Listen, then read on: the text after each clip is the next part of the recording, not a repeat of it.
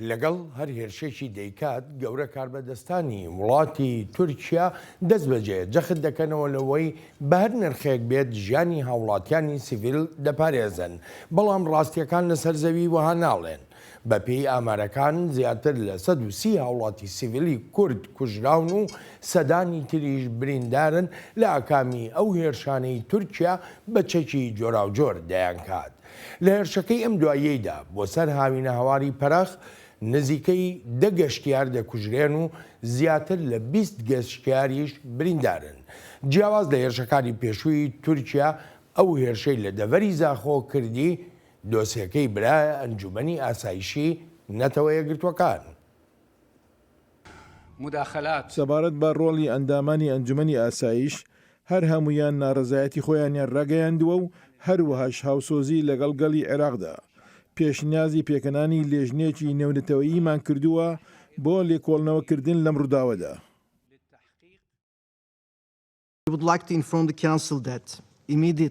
دەمەوێت ئاگاداری ئەنجومەنی ئاسایش بکەمەوە دەست بەجێ پاش ئەو هێرشە لە پەیوەندیدا بووین لەگەڵ حکوومەتی بەغدا و حکوومەتی هەرێمی کوردستانی عێراقیشدا. پاش چەند کاتژمێرێکیش لە هێرشەکە وزارەتی کاروباری دەرەوەی ڕاگەیەندراوێکی هەبوو ئەوەمان بەڕوونی و ئاشکرایی وتووە کە تورکیا ئامادەیە بۆ هەر هەنگاوێک بۆ ئاشکراکردنی ڕاستی.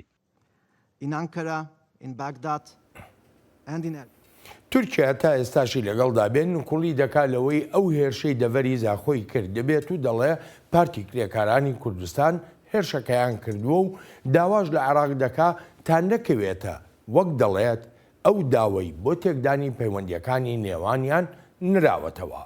دکتۆر عادل باخەوان بەڕێوەبەری سەنتەری فەڕەنسی بۆ توێژینەوە لەسەر عێراق لە ڕێی سکایپەوە میوانی لەگەڵ ڕووداوەکاندایە. دکتۆر عادل سەرەتا زۆر سپاس بۆ ئامادەبوونت.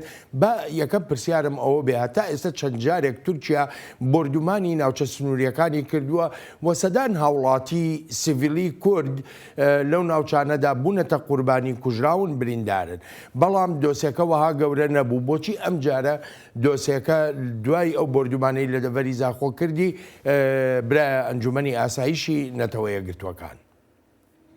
وەڵامێکی سادە لەبەرەوەی ئەم جارەوە بەرهێنانی سیاسی زۆر فراوانتر و گەورەتر بەسەر پەلامارەکەی تورکیا بۆ سەر هەرێمی کوردستان کرا و ئەوەش کۆمەڵێک ڕەهەندی هەیە. ڕەهەندی یەکەمیان ئەوەیە کە ئەوانەی کە کوژراون بۆ جاری یەکەم کورد نین، هاوڵاتی هەرێمی کوردستان نین، بەڵکو عەرەبن، هاوڵاتی عێراقی عەرەبن لە باشوور و ناوەڕاستی عێراقەوە هاتوون.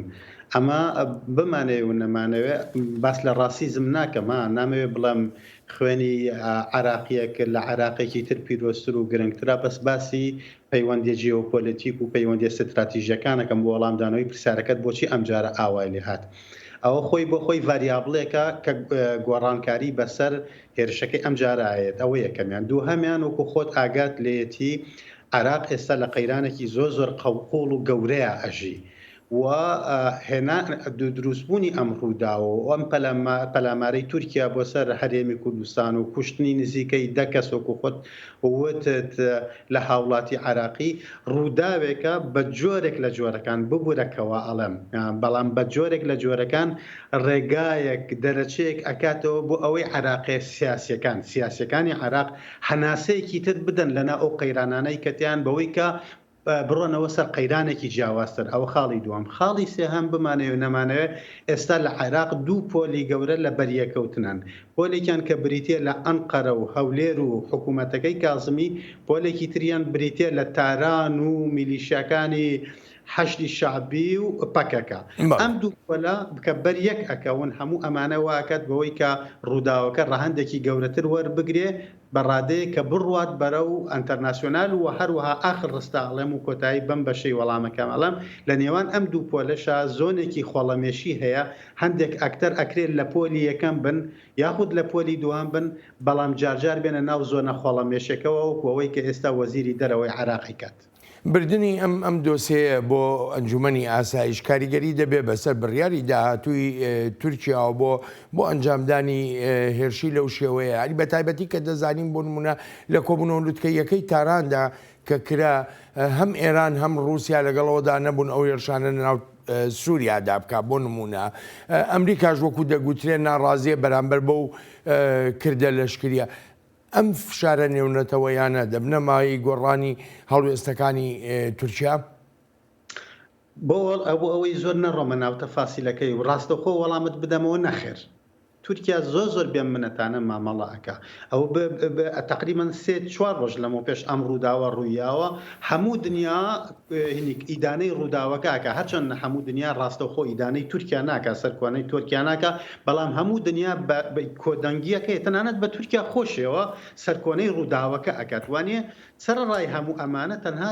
پێرێ تورکیا بازگەیەکی تری زۆر بەهێز و زۆر گەورەی لە هەرێمی کوردستان کردوتەوە واتە نەک هەر تورکیا خاو ناکاتەوە کاڵ ناکاتەوە ئارام ناکاتەوە لەو ئۆپەراسیۆنانەی کە ئێستا دەستی پێکردووە بەڵکو ئەسڵەن وا مامەڵەکە کە زۆر بێباک و بێمنەت بێ لەوەی کە ڕووی ئەداوە خاڵێکم خاڵی دووەم ئەگەر بڵێ ئەیکاتە بۆچی تورکیاوە بێباکە ڕاستەکەی کۆمەڵێک هۆکارن بەڵام هۆکارە هەرە سەرەکیەکەی ئەوەیە کە لە سووریا و لە عێراقا کە ئەم دوو زۆنی ئۆپەراسیۆنەکانی تورکیان وانە لەم دوو وڵاتە تۆ شتێکت هەیە کە پێوترێ فراژیل ستیت یعنی دەوڵەتی لەرزۆک کە دەوڵەتی لەرزۆکت هەبوو واتە دەوڵەت ئیتر کۆنتترۆڵی نییە بەسەر خاکەکەیە کۆنتترۆڵی نییە بەسەر زەبر و زەنگە کۆنتترۆڵی نییە بەسەر سەروەریە و دەوڵەت ئەبێ بەو شتەی کە لە زانستە سیاسەکانە پێوترێ ئەلئەرض الموباحە واتە خاکی ڕێگە پێدرا و بەوەی کە هەموو کەسێک خۆی بەخاوەنی بزانێ و بەبێ ئەوەی کەسیش لە ڕاستیە خاوەنی بێ بۆیە ئێمە لە چرکەساتی دەوڵەتی لەر کە دەوڵەتی لەرزۆک ناتوانێت تەحملی مەسئولیەتە سیادەکانی خۆی بکە تورکیا پێی وایە ئەمنی قەومی ئەو ئێستا لەژێر هەڕەشەیە ئەڵێم تورکیا پێی وایە ناڵم جەنابەت یا کەسێکی تر یا ئەمریکا پێی چۆنە یا ئەوروپا پێی تورکیا پێی وایە ئەمنی قەومی ئەو لە سووریا و لە عێراقەوە لە ژێر هەڕەشایە مادەم دەوڵەتی عێراق و دەوڵەتی سووریا ناتوانێت ئەم هەڕەشەیە لەناو ببە خۆی بەوەی کە تەداخلی ڕاستەوخۆ بکە بەبێ ئەوەی بۆ ئەمریکا و بۆ ئەوروپا بگەڕێتەوە بەڵێ من دەگەڕێمەوە بەڵات دکتۆر عادل لەسەر ئاستی نێونەتەوەیی پشتیوانیەکی تۆکمە هەیە بۆ عێراق و عێراقیەکانیش و هەروەهاش کاردانەوەیکی ناڕەزایی ئامێزی هاتۆتە ئاراوە لەسەر کوژرانی خەڵکی سیڤیل و کردنی خەڵکی سیڤیل بە قوربانی. عێراق داوا دەکات تا تورکیا هێزەکانی خۆی لە هەموو خاکی وڵاتەکەدا بکشێنێتەوە و داوای لێکۆڵینەوەشی کردووە. ئەم هێرشە تۆقێنەرە بۆ سەر شوێنێکی زۆر ناسراوی گەشتیاری ئاماژەیە کە بە فەرامۆشکردنێکی سەرسوڕهێنەرانی ژیانی خەڵقی سیڤیل هەروەهاش ڕێوشێنە یاساییە نێونەتەوەیەکان و پێوانە مرۆیەکان و مەفەکانی مرۆڤیش کە لەسەر ئاستی جیهانی پەسەند کراون لە پێناو پاراستنی خەڵقی سیڤیلدا.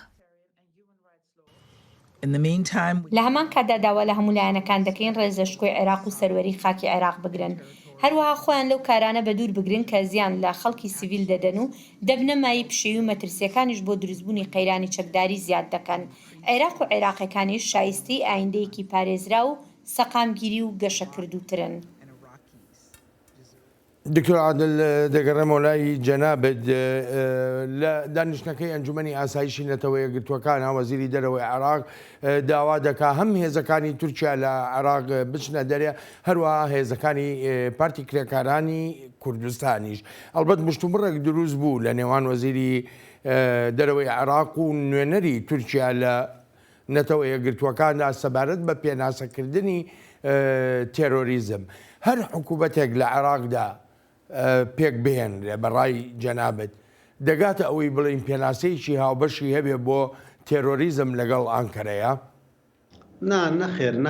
نەخێر بۆ وەڵامی پرسیارەکەی جەنابەت بێگومان نەخێر بەڵام ئەوەی کە گرنگە ئاماژەی پێبام هەر ئەوەندەی کە عێراق و دیپلۆماسیەتی عێراقی توانی ئەنجومەنی ئاسایش کۆ بکاتەوە ئەمە سەرکەوتنێکە بۆ دیپلۆماسیەتی عێراقی بەڵام لە هەمان کاتە پێویستە دان بۆ بنین کە سەرکەوتنێکی زۆر ڕێژەیە بۆ چونکە ئەوەی کە عێراق ئەیەوێت بۆ وەڵامی پرسیارەکەی خۆت بەدی نایە. عێراق چی ئەوێت؟ عێراق ئەوێت تورکیا هەموو هێزە سەربازەکانی خۆی بکشێنێتەوە. ئایا تورکیا ئەماکات وەڵامەکەی جەنابەت نەخێر بۆ نایکا لەبەرەوە نایکە کە لە وەڵامی پێشووتردا لە پرسیاری پێشووتردا وەڵام مایتەوە لەبەرەوەی کە عێراق ئێستا لە هەلومەرجی بابەتی ئەوانەیە کە بتوانێت تورکیا ناچارکە بەوەی کە هێزە سەربازەکانی لە خاکی عێراق بکشێنێتەوە. ئایا پەکەکە لە خاکی عێراق ئەکشێتەوە بێگومان نەخێر لەبەر چی؟ لەبەرەوەی دیسانەوە ئەڵێم پەکەکە هاوپەیمانێکی زۆر بەهێزی هەیە لە عێراقا کە بریتێ لە کۆماری ئیسلامی ئێران تا حەیمەنە و هەژمونی کۆماری ئیسلامی ئێران بەسەر عێراقەوە بێت پەکەکەش ئەتوانێت درێژە بە ئامادەیی سەربازی خۆی بدات لە خاکی عێراقا مەگەر ڕێکەوتنێکی گەورەی ڕێژۆناڵ و نێوان تورکیا و عێراق و ئێرانە بکرێ بۆ ئەوەی کە پەکەکە بڕاتە دەرەوە گریمانەی ڕێکەوتنێکی واش لە ئارایە نییە. بۆیە بۆ وەڵامدانەوەی پرسیارەکەی خۆت نەخێر نە حکوومەتەکانی ڕابردوو لە 2023 تا ئەم نە حکوومەتەکەی داهاتوش ئەتوانێت کە تورکیا ناچار بکایە پەکەکە کە بڕۆنە دەرەوە. باشە زۆر جار باس لە پێشەلکاری لە سەروەریەکانی عێراقدا دەکرێت. کۆماری ئیسلامی ئێرانیش بە هەمان شێوە بردومانی ناو هەرێمی کوردستانی عێراق و دەستێوەردان لە کاروباری عێراقدا کە ئەمانش دەچنە خانەی پێشێلکاریەوە. دەسەڵاتی ئەو هێزە میلیشیانەی کە جەنابەت باسی دەکەی ئەوەندە بەهێزە لە عێراقدا کە ڕێگر بێت لەوەی ئەو دۆسێش ببرێتە ئەنجومەنی ئاسایش تکایە بە کورتی. بێگومان بە کورتی وەڵامت بدەمەوە ئێمە لە عێراقا دەوڵەتی نەتەوەمان نییە. ئێمە لە عێراقا دەوڵەتێکی نەتەوەییمان نییە ئەوەی پێوترێت ئێتا ناسیۆن یاخود ئێتا ناسیۆنال. ئێمە ئەوەی لە عێراقا هەمانە تەنانەت دەوڵەتی ڕەفاهمانێ ئەوەی لە عێراقا هەمانایە تەنانەت دەوڵەتێک نییە بە مانای دەوڵەت بە بێ سیفەت یعنی هیچ سیفەتێک دەوڵەت و تەواو ئەومان نییە ئەوەی کە هەمانە بریتێ لە دەوڵەت سلاش میلیشیا یا میلیشای دەوڵەت یا دەوڵەتی میلیشایی. بۆیە بۆ وەڵامی پرسیارەکەی جەنابەت بەڵێ میلیشیەکان نەکدە بەهێزن لە ناو دەوڵەتە بەڵکو میلیشیەکان خودی دەوڵەتن و دەوڵەتیش لە کۆتاییە هیچ نییە خودی میلیشیەکان نەبێت. دکتۆر عادل سوپاس و پێزانینم بۆ بەشداریت لەم هەفتەیە لەگەڵ ڕووداوەکاندا. دکتۆر عادل باخەوان میوانی لەگەڵ ڕووداوەکاندا بوو. سوپاس و پێزانینم بۆ بینەرانی ئازیزیش دەگەڕێنەوە لای بەفراوی نووری دەخیلی شەمە و کورد کۆنەکشن. دەنگی ئەمریکا سەرچاوەی متمانە پێکراوی هەواڵ و زانیاری.